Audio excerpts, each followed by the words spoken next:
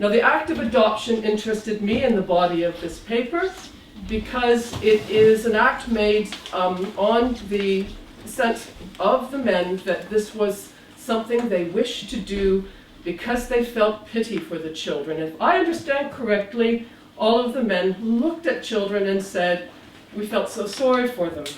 We have to bring them back. And so they did, and adopted them into their home villages. Adoption in Papua New Guinea is a legal process that adopts a child into a clan, not to the parentage of to a mother and father. So adoption is a clan legal adoption. And this makes it unique compared, for example, with America or Western Europe, where parentage is more commonly thought of as the adoption by a mother and a father to a nuclear family.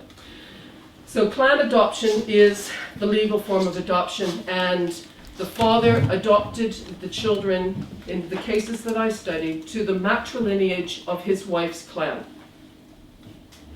Now, a father making the financial work of adoption labors very hard to find the resources in order to carry out the legal work to see that the child is adopted to the wife's clan. Why would a man choose legal adoption when fosterage is possible, when the wife's clan could also choose to legally adopt the child through the jural authority of the wife's brother and bring the child into the matrilineage? This is perfectly possible as well. The father does it for apparently no self-interest of his own. And he effectively returns with the child, gives the child to his wife, who is not expecting it, right? It's yours to raise. She says, my goodness, what will I do? And then he proceeds to create a legal relationship for her to care for the child in perpetuity. Does the legal adoption enable Bougainvilleans to find their children? No. Record keeping is so poor that it is not possible for Bougainvilleans to really chase up the adoptions of their children, even though there was some expression of hope that this might be the case.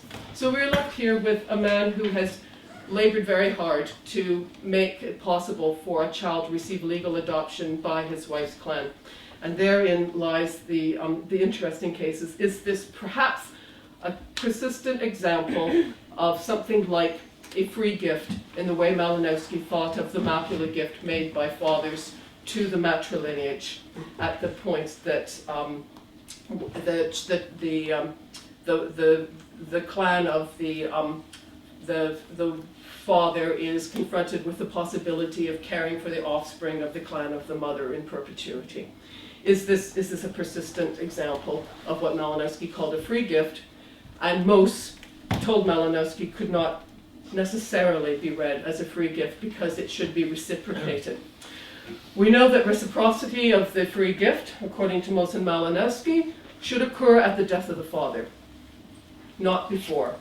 And that after the man dies, his renown, his fame may be increased by giving the, by the children honoring his gift to them. Now, is this persistent in the contemporary case? Perhaps. We are shown here an example of a man whose social and political actions may bring him renown after his death. He's able to show that he has prestige across the region if the children that he adopts honors him after his death, but he does not know that that will happen.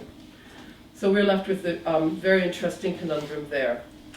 I think I will stop my discussion since you have the paper and you may have read it, but I will summarize in the following way. I think that there are three characteristics of obligation that are shown in the kind of practical reasoning that Papua New Guineans make about the adoption of the children from the Bougainvillean context, or from the Bougainvillean case.